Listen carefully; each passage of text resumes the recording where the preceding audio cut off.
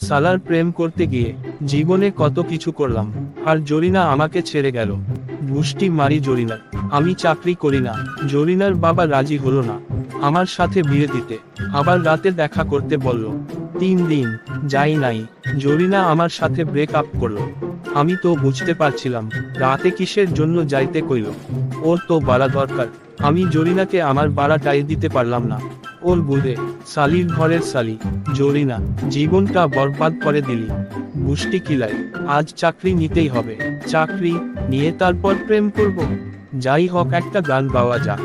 জরিনাকে নিয়ে আই তোর গুদে ভরে দে ও জুড়ি না, আই তোর গুদে ভরে দে। জাপানিতে লাগিয়ে বাড়ায় আমার ঠাটিয়ে, জরিনাকে তুই এনে দে দেবো আমি কাটিয়ে। টান টান টান টান জরিনা কই, জরিনা রে এনা দে, ঝাঁকি দেবো জরিনাকে ওর প্রেমের গোষ্ঠী কিলে। তোর গোদে ভরে দেই ও জরিনা। অনেক গান গাইলাম জরিনাকে নিয়ে। এবার চাকরির ভাইভা দিয়ে আসি, দেখি চাকরি হয় কিনা। কি ব্যাপার পল্টু, তুমি এখানে? ও চাকরি নিতে আসছো? তাহলে তো তোমার ভাইবা নিতেই হবে।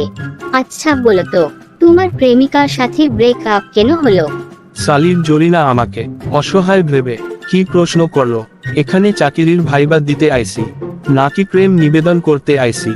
যাই হোক, প্রশ্নের উত্তর দিতে হবে। ম্যাডাম, আসলে আমার এক্স আমাকে রাতে দেখা করতে বলছিল বাড়া খাবে বলে, কিন্তু আমি দেখা করতে পারিনি, আর বাড়া দিয়ে জায়গা ঠান্ডা করতে পারিনি, তাই আমাকে ছেড়ে গেছে।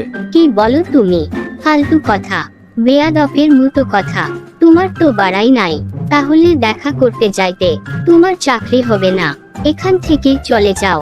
চাকরি হবে না বুঝতে পারছি, কিন্তু তুমি যে আমার বাড়ির পিছনে লালটুর সাথে চিচিং ফাঁক করলে, আমি কিন্তু ছবি তুলে রেখেছি, ভাইরাল করে দিব। কে বলেছে জান তোমার চাকরি হবে না? তুমি ভাইবা সঠিক উত্তর দিয়েছো, তোমার চাকরি ফাইনাল।